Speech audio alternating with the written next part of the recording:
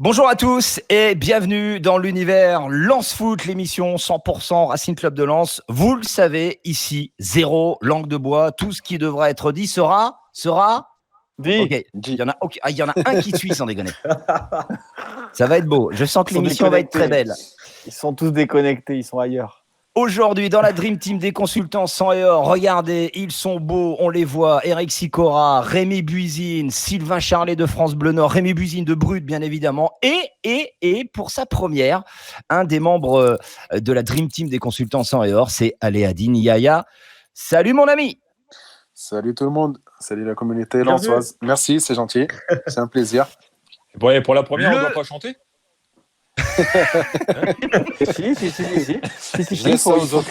Il faut créer un bizutage. Je laisse ça aux autres. Ça sera pour le prochain. Non. C'est maintenant. Attends. Je ne sais pas chanter. Il y a beaucoup de choses que je ne sais pas faire et chanter, ça en fait partie. Le menu du jour, les amis, parce que Lens Foot, c'est surtout vous. La troisième partie de l'émission sera dédiée donc à l'une des composantes les plus importantes du club, les supporters. Vous avez posé vos questions aux consultants et ils y répondront, donc sans langue de bois, bien évidemment.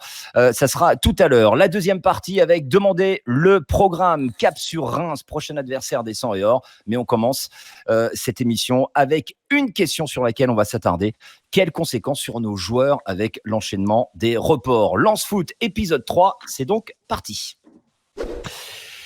Les garçons, 21 jours sans match de championnat, 15 jours au moins avec une préparation tronquée due au Covid-19, sans oublier la trêve internationale qui coupe donc encore beaucoup plus le rythme.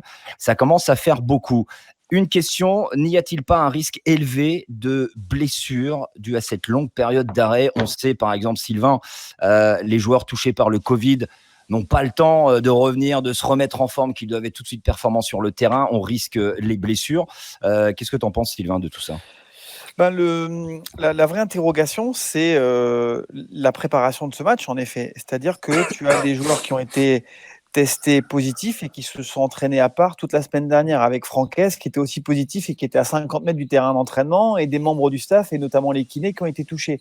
Donc, on va pouvoir réorganiser des entraînements collectifs, a priori, sur la fin de semaine. Donc, ça veut dire que tu vas retrouver un groupe au complet, au mieux à 48 heures, 72 heures. On a tendance à avoir plus de la part du club, du match face à Reims. Donc, comment tu te prépares collectivement?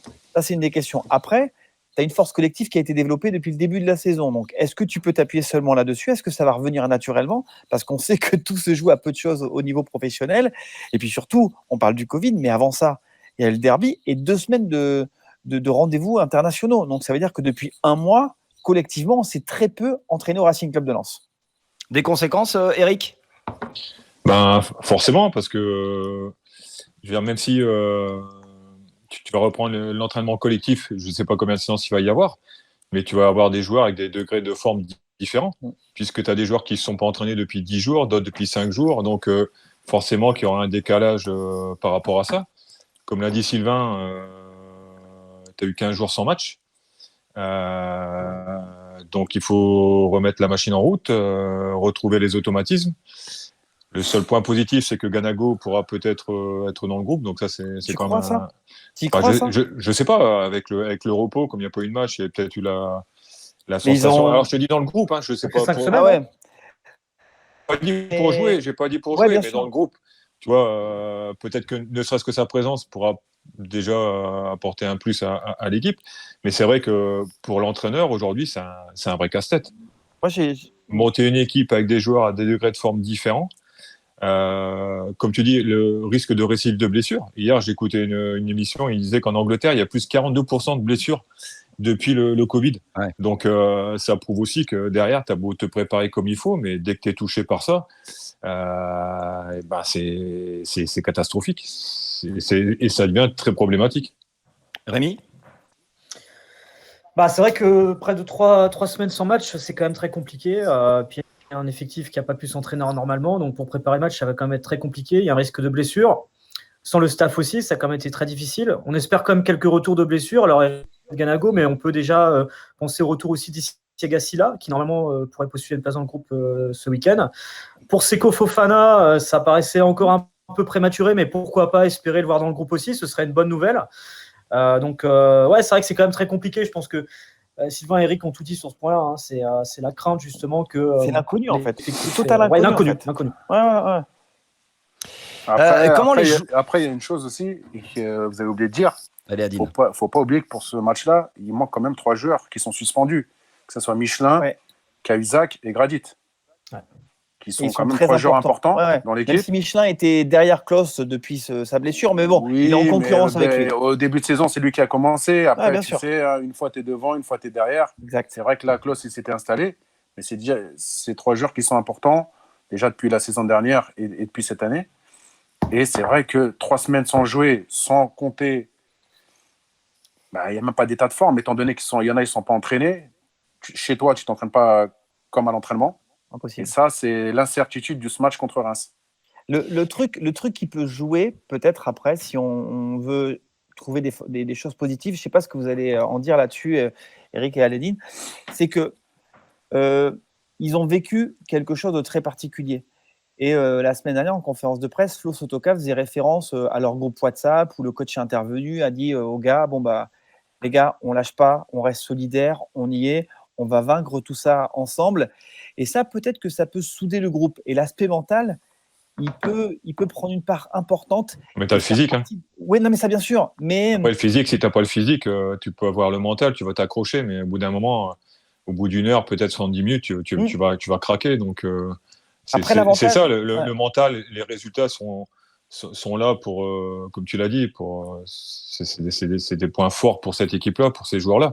Mais arrivé à un moment, aujourd'hui, tu prends Reims, ils se remettent à gagner. Ça redevient une équipe difficile à manœuvrer. Physiquement, ils vont être au point parce qu'ils ont joué. Toi, tu es dans l'inconnu. Depuis tu n'as pas joué. Donc, comment ça va se passer au début, est-ce que tu vas avoir les jambes? Est-ce que physiquement, tu vas tenir? Il y a quand même beaucoup d'incertitudes, même si tu as le mental, même si tu as le positif, le groupe WhatsApp, mais tu as quand même cette incertitude-là. Non, mais je veux dire, ça change tout le groupe WhatsApp. Le groupe, c'est la magie, c'est la magie WhatsApp. Parce que tu parlais de ça par rapport à l'ambiance, par rapport au mental, par rapport aux joueurs. Mais aujourd'hui, les préparateurs athlétiques et ceux qui sont à l'optimisation, je peux dire qu'ils doivent avoir du boulot et ils ne doivent pas dormir beaucoup. Et même le boulot d'entraîneur, aujourd'hui, c'est plus... Pour moi, c'est plus comme avant. Aujourd'hui, jeudi, tu fais un test PCR.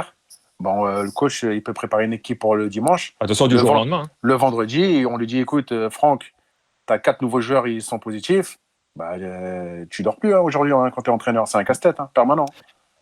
Alors la chose rassurante, c'est que c'est un casse-tête pour tout le monde. Tu vois, c'est ça. Au moins, on est tous logés à la même enseigne. Mais là, c'est un casse-tête beaucoup pour Racing Club de Lens quand même. Je veux dire, là, ça fait. Sinon, c'est quand même énormément touché. Là, je pense oui, mais avant, on n'était pas aussi touché. On n'était pas autant touché. Là, on est énormément touché. Mais avant les 2, 3, 4 premières journées, on n'avait pas beaucoup de cas. D'autres équipes en avaient. Alors, regarde Strasbourg. Mais de toute façon, aussi le fond et important, c'est Lens. Strasbourg a souffert. C'est vrai que Strasbourg a souffert. Eric, il y a eu 9 cas, je crois, à Strasbourg. Strasbourg, au début de saison, ils se sont entraînés à 8, à 7. Regarde le début de saison qu'ils font. Mais quelque part, c'est pas illogique. Ouais. Qu'est-ce que tu veux travailler pour le coach? Tu vas travailler à 8, tu vas travailler là. C'est impossible. Hier, le coach de Strasbourg n'était même pas sur le banc. Puisqu'il était atteint du Covid. Donc, tu vois, c'est une saison. Déjà l'année dernière, la fin de saison était un peu bizarroïde. Mais celle-là, je ne sais pas ce que ça va donner, mais. Sincèrement, je ne sais pas où on va, mais ça me paraît compliqué. Non, mais après, Grenoble en Ligue 2 qui avait beaucoup de cas de Covid et qui finalement fait un début de saison plutôt intéressant. Donc, comme quoi, il peut y avoir aussi dans les deux sens aussi des équipes qui peuvent parfois réussir à repartir dans une bonne dynamique, quoi. Après, il n'y a pas de vérité absolue, quoi. Et puis après, tu as Zlatan. Zlatan, lui, il prend le Covid en pleine tête et puis le mec, il continue de marquer des buts. Mais voilà, il faut des Zlatan, en fait. Il faut des mecs de Zlatan. Et là, ça ira. Question, peut-on craindre justement d'avoir cassé notre dynamique de début de saison? On a posé la question aux supporters sur Twitter. Regardez le résultat du sondage. Peut-on craindre donc d'avoir cassé notre dynamique de ce début de saison? Oui, 59%. Non, 41%. Eric, est-ce que toi, tu crains justement que cette dynamique soit cassée? Ce qui est bien quand tu prends quand tu as la défaite de Lille, c'est de tout de suite avoir un match derrière pour pouvoir réagir et repartir sur de bons rails. Là, le problème, c'est que tu as eu 15 jours sans match avec beaucoup d'incertitudes. Donc, est-ce que ça va pas faire du mal aux couleurs? Je l'espère pas. Je pense qu'il y a quand même il y a le coach, il y a des joueurs d'expérience, il y a des jeunes, donc la qualité, elle est quand même là. Mais il y a quand même ce doute aujourd'hui au niveau des repères, au niveau des sensations sur un grand terrain. Enfin voilà, tu t'entraînes, tu t'entraînes à 10 ou à 15. Mais si tu as les jeunes de la N2, c'est pas du tout pareil, c'est pas la même intensité. Et est-ce que Reims va pas mettre cette intensité dès le départ justement pour te mettre en difficulté? C'est toutes ces choses-là. Après, c'est quand même positif ton début de saison. Puis je me souviens, il est positif. Tu peux travailler sur ça aussi. Tu sais que Lille c'est un accident et que tu luttes pas dans la même catégorie. Donc ça, basta, le match il est oublié, il est passé. Mais tu as 7 matchs et tu as 13 points. Donc ça, il faut rester là-dessus avec des bons matchs en plus, des points que tu n'as pas volés, des matchs avec de la constance, de la consistance. Donc voilà, il faut s'appuyer là-dessus. Rémi ? Je me souviens, après le match contre Lille, on se disait tous, il faut qu'on reparte très vite de l'avant pour essayer de recréer une dynamique positive. Là, ça fait 5 semaines pour la dernière victoire, 3 semaines sans match. Donc, au-delà de l'incertitude physique, il y a aussi l'incertitude psychologique aussi de ce côté-là. C'est-à-dire le fait de ne pas avoir réussi à pouvoir repartir sur une dynamique positive assez rapidement. Avant d'avoir les réponses à cette question de Sylvain Charlet et d'Aléadine Yaya, regardez quelques tweets des supporters. Georges Brassens, ça c'est un joli pseudo. Il n'est pas mort? Non, dans la mesure où derrière nous, ça n'a pas beaucoup évolué, on pourra reprendre plus sereinement, ce qui n'aurait pas été le cas si les résultats des autres matchs nous avaient fait plonger. Ludovic Drop, lui, écrit « Dommage de ne pas avoir pu jouer directement après la débâcle du derby, ce qui aurait permis de passer à autre chose. Va vite falloir reprendre des points pour éviter de cogiter. Le positif sera le retour potentiel des blessés tels Fofana, Ganago, Boli. » Sylvain Charlet. Ben moi j'ai peur que cette dynamique elle soit cassée, pas totalement rompue, mais je pense qu'il va falloir un petit peu de temps à nos joueurs lensois pour repartir de l'avant, parce que vous l'avez dit, Reims va mieux et va y avoir une opposition très forte ce dimanche. Et je pense que dans le défi physique, ça va être compliqué. Et là, on avait vu une équipe qui avait créé des choses, qui avait impulsé quelque chose. Alors, je n'irai pas jusqu'à dire que voilà, Reims va s'imposer face à Lens, mais j'ai peur que ce soit compliqué parce qu'il y a eu des vrais résultats depuis le début de la saison et que là, allez, je me dis, si Lens réussit à s'en sortir avec un match nul face à Reims, ce serait déjà un très bon résultat. Aléadine ? Moi, je ne suis pas d'accord avec vous. Je ne vois pas pourquoi la dynamique elle serait cassée. Tu as juste perdu contre Lille, qui ne joue même pas dans la même catégorie que toi. Ma seule incertitude, c'est l'état physique des troupes. C'est ma seule incertitude. Après, il n'y a pas de dynamique pour moi qui est cassée. Il ne suffit pas d'être Einstein. Ça fait 7 matchs, 13 points. Tu es quasiment à 2 points par match. Demain, tu gagnes contre Reims.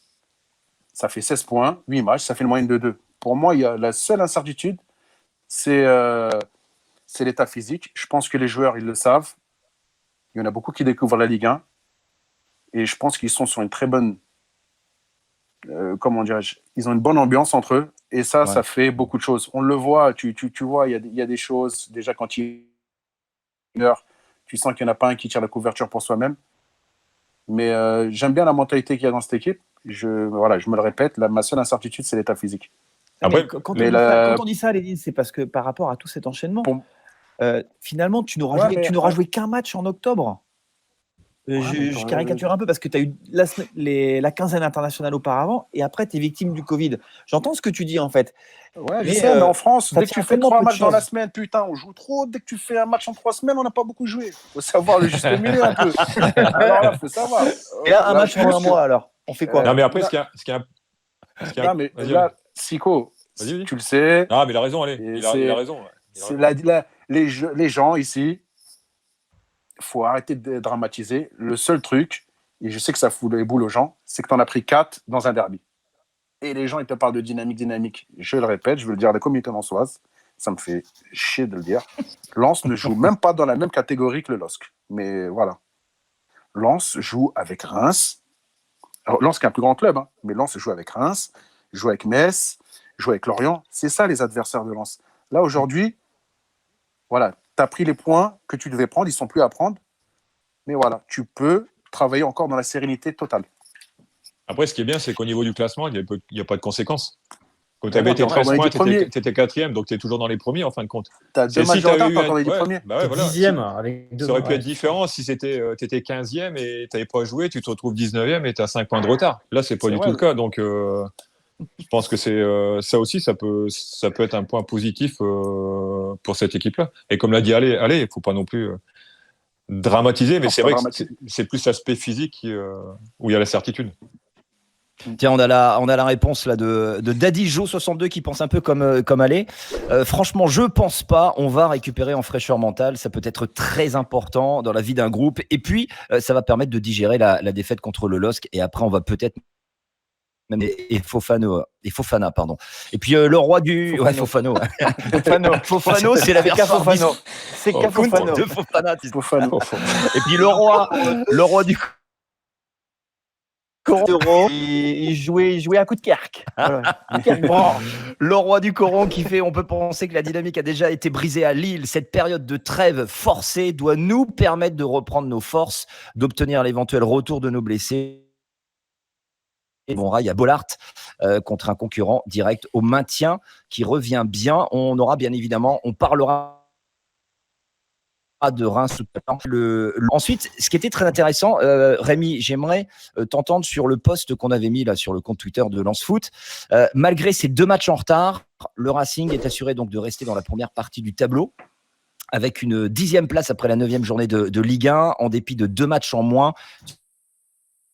Sur le barragiste, eh bien, on compte tout sur le 18e. C'est prometteur, ça. Mais c'est plus que prometteur. Il ne faut pas oublier d'où on vient. Hein. Souvenez-vous, on était en Ligue 2 la saison dernière. Voilà, c'est ça qui est important aussi à retenir. C'est que l'objectif numéro 1 du Racing cette saison, c'est d'aller chercher le maintien. Alors, le début de saison aujourd'hui fait qu'il ne faut pas s'enflammer. C'est vrai qu'on a une dynamique aujourd'hui qui est de 2 points par match. Si tu continues comme ça, tu es dans le top 3 en fin de saison. Il faut être clair. On n'arrivera pas à la garder ainsi toute la saison, mais on aura des moments peut-être plus compliqués. Mais là, ce début de saison, il permet justement de voir les choses plus sereinement, d'emmagasiner également de la confiance. Et c'est tout bénef pour le groupe, c'est tout bénef pour la suite. Mais n'oublions pas, dans un premier temps, il faut aller chercher ce maintien. Le fait de pouvoir réussir encore à être 10e, je crois que si on en gagne au moins un des deux, on passe 4e ou 5e. On a encore 5 points d'avance sur la zone de relégation. Donc ça, c'est vraiment le plus important aujourd'hui, c'est d'aller chercher ce maintien le plus rapidement possible. Et ça, c'est tout bénef. Pour conclure cette première partie, les garçons, vous voulez commenter ce que vient de dire Rémi? Ou on a fini? Non, c'est bon, il a bien conclu. C'est bon, c'est l'apéro. Fidèle à sa réputation. C'est la mi-temps. Allez, on passe à la deuxième partie, c'est demander le programme, on y va. Lens Foot. Demandez le programme. Alors, cap sur Reims, match dimanche, 8 novembre à 15h, équipe qui connaît un début de saison compliqué, avec notamment 5 défaites, 2 nuls et donc 2 victoires, avec un total donc de 8 points. On sent qu'ils ont un petit peu de mal à digérer leur bonne saison dernière, Sylvain. Ça n'a pas été évident pour... On parlait positif pour le Racing Club de Lens en début de saison. Reims, ça a été totalement l'inverse. Une dynamique négative dès le début de la saison, des recrues qui ont tardé à trouver leur place dans l'équipe, une élimination propre, et puis une défense notamment qui a été remaniée avec le départ de Dizazi à Monaco, et puis des joueurs, Boulaïdia qui a été perturbé aussi par le mercato parce qu'on l'a annoncé un petit peu partout, et puis là depuis 2 matchs elle est repartie cette équipement, et une fois, il y a un 4-4-2 qui est performant. Boulaïdia a inscrit un triplé la journée précédente, il n'a pas marqué là, mais Cafaro a mis un très beau coup franc, et puis elle est en train de retrouver une cohésion défensive avec le Belge Lafaes qui est en train de trouver sa place à côté d'Abdelhamid. Non, cette équipe, elle est en train de retrouver les bases de sa saison dernière. Vous disiez que c'était un concurrent direct dans la course au maintien. Pour moi, Reims, c'est une classe au-dessus. Si cette équipe, elle tourne à plein régime, c'est au-dessus de Lens aujourd'hui parce que c'est une équipe qui a un vécu et qui a réussi à créer quelque chose.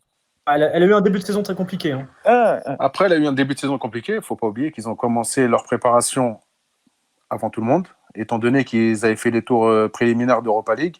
Ouais, ils ont commencé tôt, très très tôt. Après, ils se sont fait éliminer. Malheureusement, tu prends un coup sur le casque. En Hongrie, ouais. Tu te dis, putain, j'ai fait tout ça, j'ai fini 5e ou 6e. Il termine européen en tout cas. Ouais, il termine européen et grâce Bien joué, Sylvain. ils se disent qu'ils font les qualifications d'Europa League, ils sont éliminés prématurément. 6e. Merci Rémi. Merci Google. C'est jamais jouissif de se faire éliminer, surtout par exemple un club hongrois. Et après, faut remettre les têtes à l'endroit. T'as les joueurs qui devaient partir, qui sont pas partis. Ça fait toujours des mécontents. Faut leur mettre encore eux la tête à l'endroit parce qu'ils pensaient partir dans un plus grand club que Reims. Et là, je regarde depuis 2 matchs, ça va mieux. Et même si on regarde bien le match contre Lorient où ils perdent 3-1, ils menaient 1-0 avant de se retrouver à 10 contre 11. C'est vrai. Où ils faisaient un bon match. Mais après, voilà, il y a eu des faits de jeu qui ont fait qu'ils ont perdu le match. Mais pour moi, c'est une équipe très, très solide. Rémi, j'avais regardé le match à Montpellier, notamment quand ils ont gagné 4-0. Gagner 4-0 à Montpellier, c'est quand même pas aisé. Montpellier, c'est quand même... Après, il y a Hilton qui a pris un carton rouge rapidement et le Talek. De rouge en première. En première. Mais ça a signé le grand retour de Boulaïdia, qui avait fait une très grande saison dernière et qui, je pense, faisait partie un peu des joueurs qui étaient annoncés comme partants durant cette intersaison et qui ont mis un peu de mal à se remettre dans le bain. Et là, il est vraiment de retour. Il a vraiment fait un très gros match à Montpellier. C'était un joueur qui avait besoin de confiance. Il a été la chercher là-bas. Et puis l'effectif aussi en global qui avait besoin, et c'est comme le disait Sylvain, je pense, avec l'élimination prématurée en Europa League, il y avait besoin de se relancer assez rapidement. Ils ont réussi à digérer ce début de saison très compliqué parce que c'est vrai que le Stade de Reims grandit très vite. Je veux dire, c'est vrai que c'est une équipe qui, encore quelques années, était en Ligue 2. Ils ont fini 6e la saison dernière en Ligue 1. Donc, des fois, il y a des petits moments où il y a un excès de croissance très rapide et où il faut le digérer. Là, le début de saison était un peu comme ça, avec tout le contexte qu'on connaît, avec le contexte sanitaire, les préparations un peu tronquées, etc., qui les a pas aidés. Et là, ils reviennent plutôt bien, donc c'est pas forcément le meilleur moment pour les prendre. Ça va être un match, en tout cas, assez intéressant, assez ouvert sur papier. C'est une équipe très solide. Ouais, alors justement, et c'est une équipe qui peut évoluer soit en 4-5-1, en 4-4-2, avec des joueurs de talent comme Touré. Donc, tu en parlais tout à l'heure, Sylvain. Il a le Touré, là, le petit 18 ans. Là. Attention, très très fort. Boulaïdia, il y a Mboukou, il y a encore Berisha. Il y a Doumbia qui revient aussi.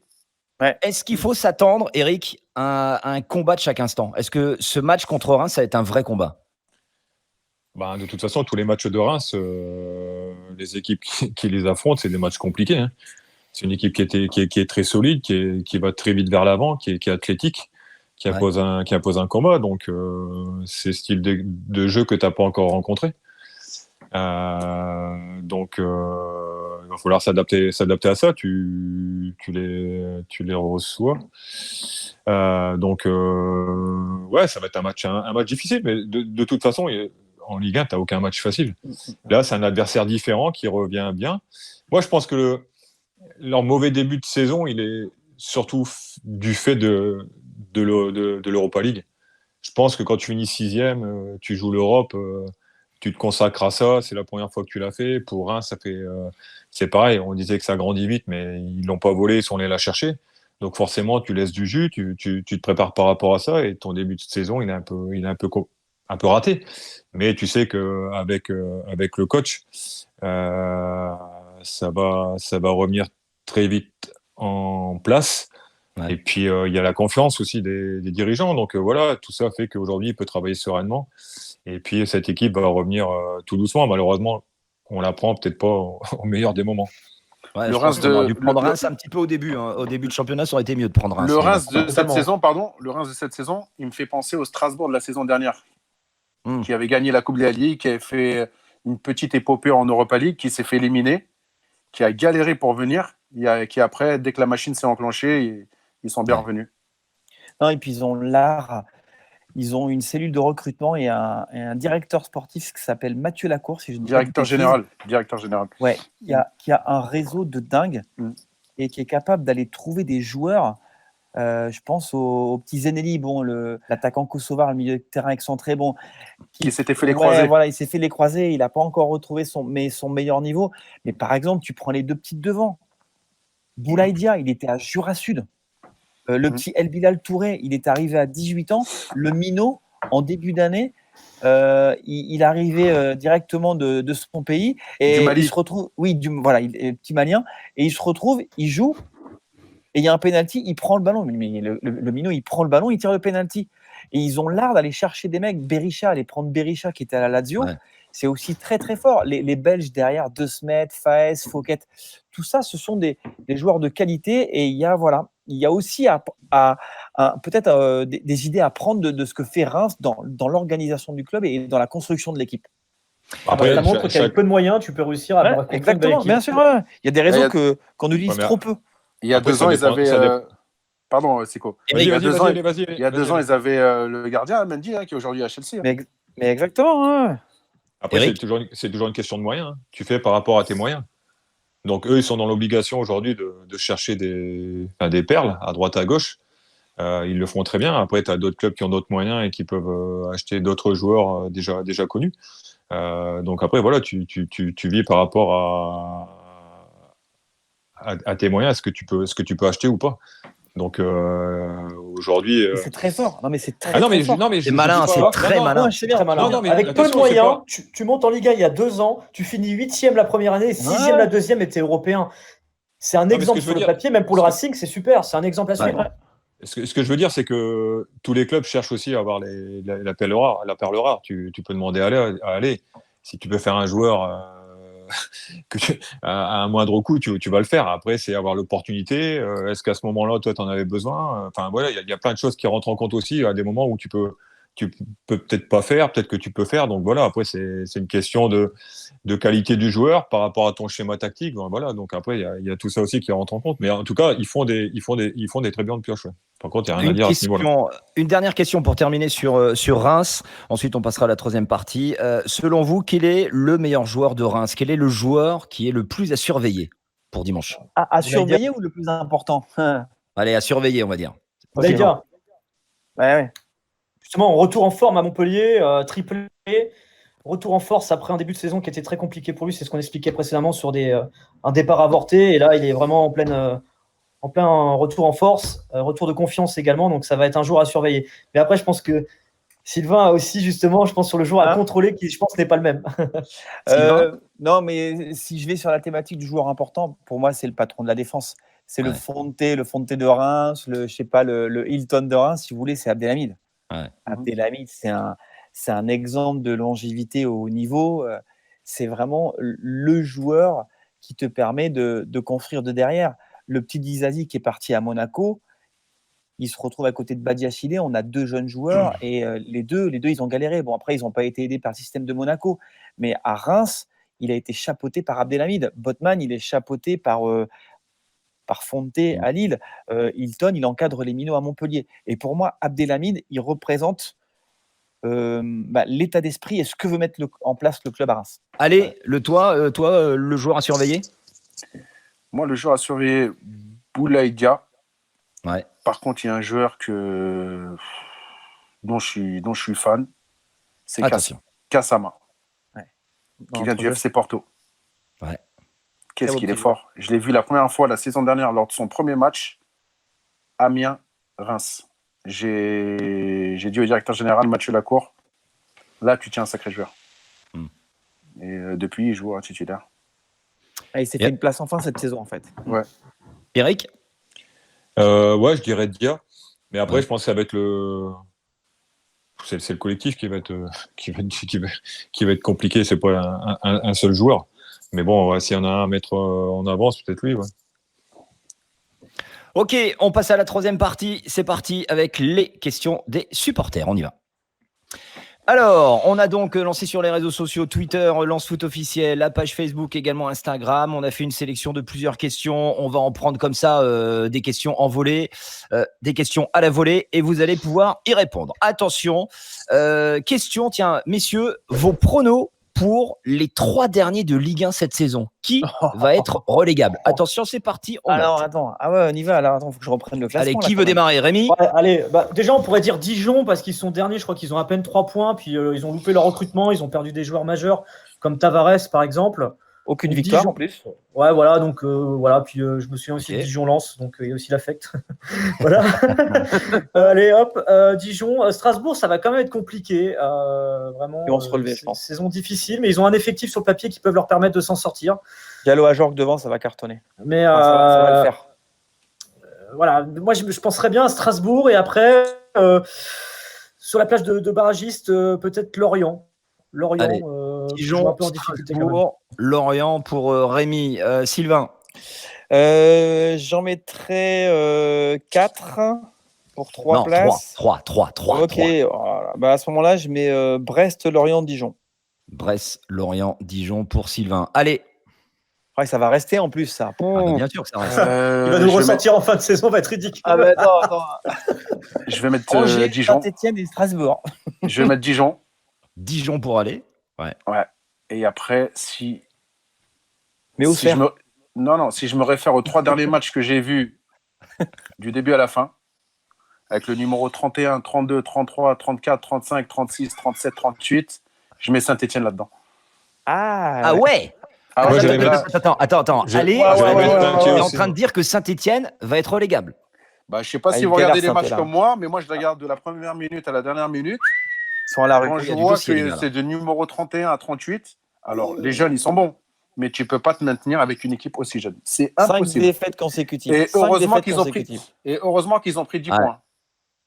Oh là là. Mais ça veut rien dire 10 points, parce que la saison où Dijon fait les barrages, ils avaient gagné leurs 3 premiers matchs de la saison. C'est vrai. Ils étaient co-leaders avec le PSG. On parlait du petit Keita qui est passé à Lens, je me rappelle. Ouais, Baba Neymar qui a marqué un doublé. Oui, exactement. Alors, attends. Attendez, les garçons, attendez. Donc, allez, tu m'as dit Dijon, Saint-Etienne et j'en ai oublié un ou tu l'as pas dit Dijon, Saint-Etienne et. Allez, on se lance. Nîmes. Nîmes, mais je pense qu'ils ont une bonne équipe, Nîmes. Mais il y a trop de blessés, il y a trop de suspendus. Après, je suis obligé d'en mettre un 3e. Donc, t'as mis Nîmes. Et le Saint-Etienne, ça va faire parler. Sico. Je suis un ancien Stéphanois. Hein. C'est pas de mon cœur que je dis ça, mais je vois leur équipe, ça peut être très, très compliqué. C'est vrai que c'est triste ce qu'on voit en ce moment chez les Verts. Sico. Dijon. Ouais. Lorient. Ouais. Et je vais pas dire Saint-Etienne parce que j'y avais pensé, parce que c'est très jeune et tous les vieux on les a mis de côté, on les a dégagés. Et quand t'as le droit de le dire. Ouais, mais après, tu vois, j'hésite entre eux et Nantes. Nantes, je trouve ça costaud, moi, quand même. Moi aussi, avec je vois pas Nantes, moi, mais bon. Ouais, mais Nantes, ils ont 8 points. Ouais. Je sais pas, c'est toujours Keita, Gourcuff, je sais pas. Alors, on se lance. Il me faut je vais mettre la surprise. Allez, Nantes, on va dire que c'est. On va jouer gros. Si je gagne là, alors là, les gars, c'est resto, vous me payez les 4 le resto. Parce que mettre Nantes, même aller mettre Saint-Étienne, Saint-Étienne, c'est vachement jeune. Dans les moments difficiles, je sais pas s'ils vont arriver à se sortir. Mais je suis joueur. Allons-y pour Nantes. Allons-y, c'est noté, adjugé, vendu. Réponse bien évidemment en fin de saison. Une question de Kevin Cosa. Pensez-vous que Lens peut retrouver une place en Europe dans les 5 années qui vont suivre et également les joueurs qui pourraient y contribuer actuellement dans l'équipe? Question pour tous les consultants. On commence avec qui? Avec Rémi Buisine? On y va. On peut l'envisager sous 5 ans quand même. On parlait de l'exemple de Reims il y a quelques minutes qui, en l'espace de 2 ans, arrive à aller chercher une qualification en Europa League. Mais il ne faut pas s'enflammer. Dans un premier temps, il faut aller chercher le maintien cette année, stabiliser le Racing en Ligue 1 et puis construire au fur et à mesure. C'est-à-dire si là, on arrive à rester en Ligue 1 cette saison, on arrivera à pouvoir peut-être réinvestir la saison prochaine, même s'il y a un contexte qui est assez particulier, mais on peut espérer sous 5 ans y arriver. Après, avec quels joueurs? C'est très rapide dans le football. Des fois, il y avait des joueurs sur lesquels vous comptez une semaine, la semaine d'après, vous avez une offre d'un club anglais à 30 millions d'euros, vous êtes obligé de céder. Donc, c'est difficile de se projeter au niveau de l'équipe. Mais en tout cas, sous 5 ans, avoir cette ambition-là, on peut y penser, mais d'abord, stabilisons le club en Ligue 1. Eric? Quand tu vois ce qui a été fait cette année au niveau du recrutement, il n'y a pas eu n'importe quoi de fait. Ça a été fait un peu dans toutes les lignes. On a consolidé un peu partout. Donc, si tu travailles comme ça, je ne vois pas pourquoi, dans 5 ans, tu ne pourrais pas l'envisager. Après, dans le foot, tu sais que tout va très vite. Mais aujourd'hui, tu as un actionnaire majoritaire qui est présent et très présent. Tu as Arnaud Pouille, tu as la cellule de recrutement, tu as un coach. Donc, après, tout évolue. Mais aujourd'hui, l'envisager n'est pas déraisonnable, loin de là. Sylvain, l'Europe dans les 5 années à venir? Oui, pourquoi pas, mais se projeter sur 5 ans, pour moi, ça me paraît totalement hallucinant vu le contexte actuel du foot français. La crise sanitaire est en train de tacler tous les clubs. C'est très, très compliqué. À Lens, on a dû placer un peu comme ailleurs des gens au chômage partiel. Et puis moi, je suis inquiet pour les droits TV. Hein. Ouais. Mediapro ne paie pas. Qui va payer? On va faire comment? Donc là, je me dis, 5 ans, c'est super loin. Je me dis là, on va déjà gérer la saison là. Et puis, non, mais il faut des rentrées parce qu'aujourd'hui, les clubs n'ont pas de rentrée. Il n'y a pas de billetterie. Il n'y a pas de droit de télé. On fait comment, en fait? Moi, je suis vraiment inquiet. On aura l'occasion d'en reparler. On aura l'occasion d'en reparler, les amis, des droits télé. C'est pas le sujet. J'aimerais entendre, quelques secondes avant de passer à une autre question, sur l'espoir d'être européen sur les 5 prochaines années. Bien sûr que ça ferait plaisir de retrouver le club en Coupe d'Europe. Mais déjà, avant de penser au club en Coupe d'Europe, je pense qu'il faut pérenniser le club. Parce que sur les 12 dernières années, c'était des montagnes russes. Et le club a trop navigué en Ligue 2. Et pour un club comme Lens, c'est inconcevable. Moi, je pense que c'est bien le boulot qui est fait en ce moment. Il faut rester et garder cette ligne de conduite. Bon, c'est vrai qu'on a le droit tous de rêver. Hein. On aimerait retrouver un Bollard en Coupe d'Europe avec ses supporters. Mais je pense qu'il faut stabiliser le club là, sur d'abord 4-5 années en Ligue 1 et après on verra plus tard. Ok. Après, c'est raisonnable, 5 ans. On ne dit pas dans 2 ans. Si on dit dans 2 ans, on dit non, c'est n'importe quoi. Là. Sur 5 ans, tu as le temps de t'installer, comme on l'a dit, de pérenniser, de t'améliorer et puis avoir une équipe et pourquoi pas. C'est large. Après, il faut aussi avoir un peu d'ambition et regarder un peu plus loin, quoi. Même si le contexte est compliqué. On passe à une autre question, la question de Jojo Baggio. Tiens, Aléadine Niaya, c'est une question pour toi. Aimerais-tu avoir un rôle dans l'organigramme du RC Lens? Si oui, lequel? J'y ai jamais pensé. Après, c'est vrai que j'y vais souvent à la Gaillette parce que je suis un mordu de foot et j'adore regarder les matchs. Mais après, la question ne s'est jamais posée. Après, si un jour on me demande, pourquoi pas? Parce que je suis un mordu, je suis un piqué du ballon. Et non, j'y ai pas pensé, mais si un jour on me la pose la question, pourquoi pas? Mais de toute façon, j'ai une affection pour ce club qui est énorme. Mais c'est incroyable, tous les mecs qui passent dans ce club. La semaine dernière, on était avec Guillaume Gillet. Et moi, j'étais marqué par ce que disait Guillaume par rapport à ce que le club avait représenté pour lui, en fait. C'est fou. Et c'est Arnaud Pouille qui l'évoquait encore dans la Voix des Sports là, ce lundi. Il disait en fait, Lens, pour un joueur de foot, c'est quelque chose à part, en fait. Et quand je t'écoute, c'est ce qui ressort, en fait, encore. Ouais, pour moi, je te le dis honnêtement. Et qui mieux que Siko pour représenter le club? Bien sûr. Moi, tu vois, quand je suis arrivé au club, et il le sait, hein, pour moi, c'est une fierté, un respect de dire bonjour à Monsieur Sikora, Monsieur Wallet. C'est vrai. Il a déjà un boulard comme ça, on va arrêter tout de suite. Non. Aujourd'hui, ça se perd, ses valeurs. Maintenant, aujourd'hui, un petit du centre, il voit un pro, c'est une normalité. Moi, à l'époque, quand j'ai joué avec Guy Varche, il m'aurait dit de nettoyer sa voiture, j'aurais nettoyé la voiture d'un champion du monde. Mais non, mais c'est comme ça, tu vois. Ouais. Maintenant, du foot, t'en vois partout. T'en vois de 1h du matin jusqu'à minuit, t'es écœuré. Et tu vois, moi, j'ai un respect pour les valeurs du club. Et c'est ça que j'aime bien. Et en plus, quand tu rentres à la Gaillette, tu vois ces mots, fierté, dignité, respect. Et ça, c'est marquant. Et je vais te donner une dernière anecdote. La semaine dernière, il y avait le derby des U19. Bon, j'ai pas pu y aller parce que j'étais malade du Covid. Mais un mec comme Kondogbia qui joue à Valence, maintenant qui signe Atlético Madrid, qui me dit allez, je suis à Arras, on va à la Gaillette. Excellent. Le mec, il joue à Atlético Madrid. Et il vient souvent, des fois, en discret, regarder des matchs à la Gaillette. Génial. C'est ça qui est très fort. Tiens, justement, tu parlais de Siko. Question de Benjamin McFly. Pour Sikora, après la saison 98 et le titre de champion, pensait-il être dans le groupe France ou même à cette époque? Et quel est le plus gros club qui a souhaité recruter Siko? Révélation. Ouais. Allez, il n'y a pas de révélation. Après, c'était dans la presse. C'est Liverpool. C'est Liverpool, non? T'avais Liverpool. Ouais, il y avait Liverpool. Ouais. Mais après. Putain, t'as hésité, Siko. Tu l'as pas fait. T'es pas allé à Liverpool. Non, c'est même pas ça. Je vais répondre d'abord à la première. À l'équipe de France, non, j'y ai jamais pensé. Même si à une époque, on m'avait dit, mais c'était à l'époque de Patrice Berg, Donc ça remontait un peu plus loin. Mais à cette époque-là, non, jamais. Et puis concernant la deuxième, Le plus gros club, donc Liverpool. Je suis allé là-bas. Ouais. J'avais rencontré les dirigeants à Paris. On s'était mis d'accord sur le nombre d'années, sur le financier, enfin sur tous ces aspects-là. Et il fallait que j'aille à Liverpool pour passer une visite, parce que je me suis fait opérer des croisés. Donc par sécurité, ils voulaient avant que je signe qu'il y ait une visite. Donc je suis allé là-bas. J'ai passé la visite, tout était nickel. Le soir, on va au stade pour signer. Il était trop tard, le gars était parti, donc on part à l'hôtel. Le lendemain matin, le chauffeur il vient nous chercher, il nous dit il y a un problème. Donc on lui demande, et en fin de compte, j'avais un agent qui m'avait jamais trouvé un club. Et j'étais parti avec un autre agent là-bas. Et c'est lui qui m'avait trouvé ce club-là. Donc, et à l'époque, j'avais un pote qui s'appelait Fred Deschamps. Je sais pas si tu l'as connu, allez, qui était sur Orléans, qui travaillait à France Foot. Et j'avais fait un papier avant d'aller là-bas, comme quoi je signais 3 ans, que j'étais le premier Français à signer là-bas.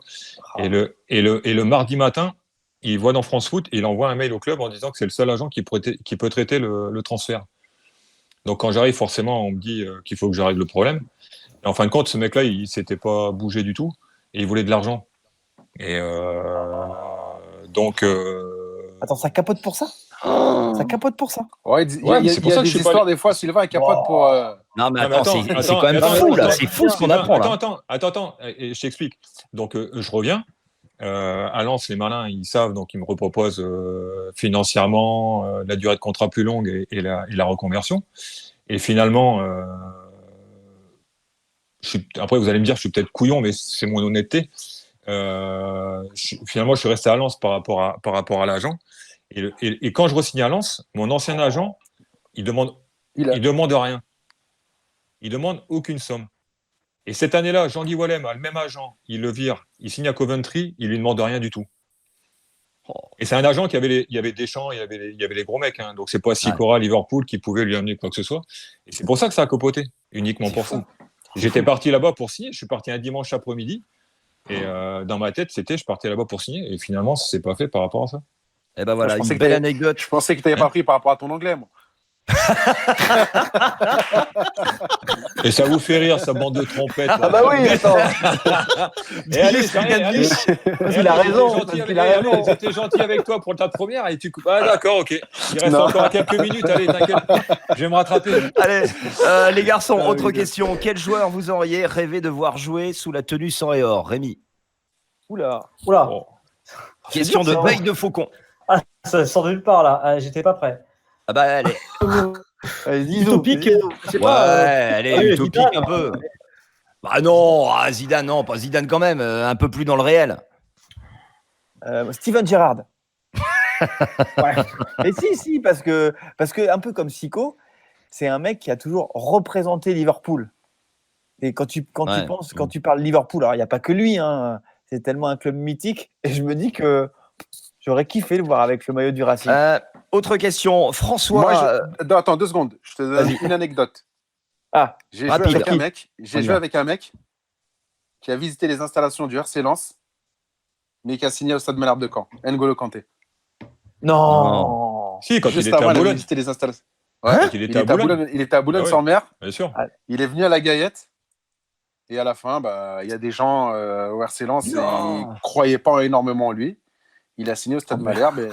Mon Dieu, qu'est-ce qu'on est en train d'apprendre ce soir? Non, mais sans déconner. Autre question. N'Golo, j'ai joué avec et il me l'a dit.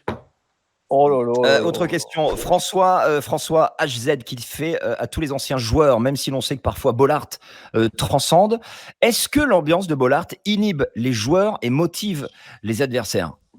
Oh là là, il faut arrêter avec ça. Ouais. Sans déconner. Eric, moi, je suis persuadé que ça a dû parfois peut-être poser des soucis parce qu'on avait peut-être des joueurs qui n'avaient pas l'aspect psychologique pour pouvoir subir certaines ambiances. Ils n'avaient pas forcément l'habitude de jouer dans un stade aussi plein. Faut pas être footballeur alors. Bah, malheureusement, en Ligue 2, moi j'ai demande à aller. Si franchement, moi j'adorais jouer à Bollaert. Tout le monde veut venir à Lens. Si aujourd'hui tu viens à Lens en sachant que tu as un public qui est derrière ton équipe, qui est là chaque journée pour t'encourager, pour donner le meilleur de lui-même et te pousser, en signant, tu sais que ça va être comme ça. Après, c'est pas un public qui est difficile. Hein. Donc, à un moment, quand tu as 30 000 spectateurs, 35 000 spectateurs à la maison, quand tu es à l'extérieur, tu en as 5 000 qui viennent comme au PFC pendant les barrages, je pense que ça te pousse plus que ça t'inhibe. Ou alors, si ça t'inhibe, il faut aller jouer dans un club où il y a 3 000 spectateurs. Et puis là, tu vas jouer. C'est une cathédrale. Aujourd'hui, Je suis tout à fait d'accord avec toi, Eric. Mais malheureusement, c'est arrivé qu'en Ligue 2, on a eu des joueurs qui, malheureusement. Non, ça, c'est des coachs qui ont dit ça. C'est des coachs qui ont dit à un moment, ouais, peut-être que le Bollard, ça inhibe certains il s'énerve. Mais non, c'est magnifique. Non, mais tu fais ce métier-là pour jouer demande à aller. Tu fais ce métier-là pour jouer devant du monde. En tant qu'amoureux du ballon, moi, je suis pas joueur de foot comme vous, mais il y a 2 ans, je suis venu voir un match à Bollard. Je me dis, tiens, c'est parfait, on va aller en famille. Avec les neveux et nièces, mon frère, on va aller voir un match à Bollard. Je suis incapable de vous dire ce que c'était. T'es sûr que t'es à la Bollard? T'étais à la buvette ou non, mais... Il est chez Momo. Le truc génial, le truc que j'ai toujours adoré, c'est de se garer à une demi-heure du stade. Ensuite, tu arrives à pied, tu vas manger ta frite fricadelle, et après, tu t'installes dans le stade et t'écoutes le stade, en fait. Le match m'en moquait. Je voulais qu'on partage un moment en famille dans cet endroit qui est une cathédrale du football français. Voilà, il y a des endroits où il faut absolument aller. Allez, on passe à une autre question, les garçons. Stop. On passe, sinon on n'aura pas le temps d'enchaîner. Question, de Nicolas à Sylvain Charlet. Il va continuer de parler, tiens. Vas-y. Peut-il confirmer ou infirmer les deux rumeurs suivantes? Farinez ne serait pas satisfait de ne pas jouer pour garder sa place en sélection. Il souhaiterait partir au mercato d'hiver. Vrai ou faux? Est-ce que tu as des infos? T'as pas d'infos? Non, sincèrement, je sais pas. Là-dessus, honnêtement, je connais pas son agent, j'ai jamais parlé aux joueurs et je pense qu'Alé en sait peut-être plus que moi. Mais allez, non, vraiment, je sais pas. Non, mais deuxième question. Je pense qu'il sait très bien. Au départ, il sait très bien. Voilà, c'est ce que va dire Rémi. Il sait très bien pourquoi il est là. On le prépare. Et Jean-Louis le prépare au mieux. Jean-Louis Léka. Et un jour, il sera titulaire, doucement. Avec Jean-Louis, il est bon. Tant qu'il est bon, il joue. Il n'y a pas à préparer. C'est ça le football. Deuxième question donc de Nicolas, toujours pour Sylvain. L'option d'achat de Kalimundo ne serait pas aussi simple. Selon des sources parisiennes, le PSG se donnerait le droit de ne pas accepter que Lens active cette clause et garderait la priorité sur le joueur. Info ou un toc? Si j'ai bien compris, j'en avais parlé avec Arnaud Pouille.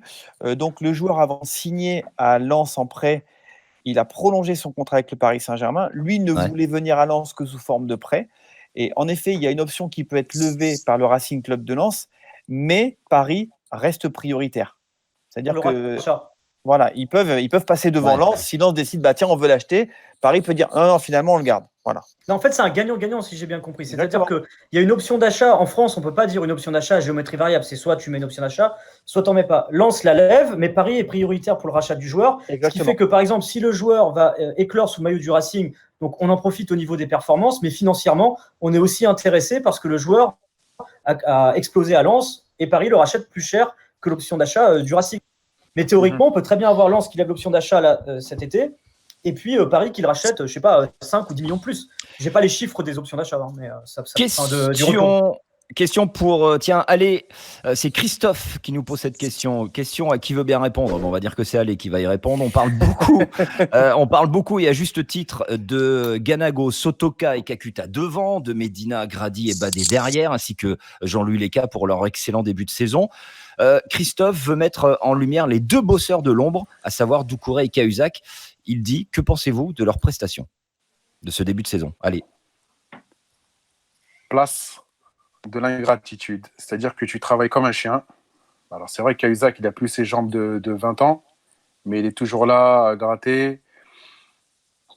C'est le leader de cette équipe. J'ai l'impression que quand il n'est pas sur le terrain... Non, mais quand il n'est pas sur le terrain, l'équipe n'est pas pareille. J'ai l'impression qu'il y en a, ils sont perdus. Et je pense que Tchèque, il a la bonne école pour apprendre à côté de Cahuzac. Et Tchèque, on n'en parle pas beaucoup, mais il fait un bon début de saison. Et il a que 20 ans. Et qui va jouer à côté de lui à Reims? Qui va jouer à côté de lui à Reims? Oui, puisque Cahu est suspendu. Eh oui. Mais il y en a un qui est très très bon. Je l'ai vu jouer en réserve. Il s'appelle Boris Eno. Ouais. Et tu le lances là pour sa première en Ligue 1, là, titulaire face à Reims? J'ai bien débuté en Ligue 1 contre Dugarry, Paoletta, et il faut bien débuter un jour. Allez, c'est parti, Boris. Il faut bien débuter un jour. Question de Damien Aubry pour Captain Sico. Quels sont ses futurs projets? Prévoit-il d'entraîner encore avec des jeunes ou des pros? Sico. Moi, je vais devenir chanteur. Il va chanter You'll Never Walk Alone. Chanteur et en anglais en plus. Non, mais bien sûr, l'envie d'entraîner, elle est toujours présente. Donc, c'est vrai que c'est compliqué. Je pensais pas que ça allait être aussi long avant de retrouver un banc, mais on reste positif. Il y a très peu de clubs qui changent. Il y a énormément d'entraîneurs sur le côté. Donc voilà, il faut avoir de la patience, même si c'est très long. Après, on verra. Mais tu es prêt à partir loin ? Ah, mais de toute façon, aujourd'hui, s'il y a un club qui m'appelle, j'y vais aujourd'hui. Que ce soit en Ligue 2, en National, il n'y a aucun souci. Donc après, aujourd'hui, peut-être élargir aussi la question à peut-être revenir au niveau de la formation, quelque part, parce que c'est un métier aussi qui est très intéressant. Complètement différent. À la Fédé, à la DTN par exemple ? Non. Ou dans des clubs ? Non, DTN, il non. Il est pas breton, Non. il est pas breton. Non, mais c'est pas ça. Mais j'aime pas. Tu vois, être et puis dans un truc, dans un système où on te dit c'est comme ça, et ça me convient pas trop. Donc j'aime pas trop. Donc voilà. Mais non, mais ouais, toujours envie d'entraîner forcément. Ouais, t'as encore faim, t'as encore faim, Sico. J'ai la dalle. Tu pars où tu veux, mais par contre, pars dans un endroit où il y a Internet. Que tu continues Lance Foot, d'accord ? Tu pars pas je ne sais où on est encore avec un modem, je sais quoi, ok ? Avec moi, t'as pas de problème, il n'y a pas de chien, il n'y a rien du tout, y a pas de... Moi, c'est calme. Hein. Transition. Pas de problème de micro.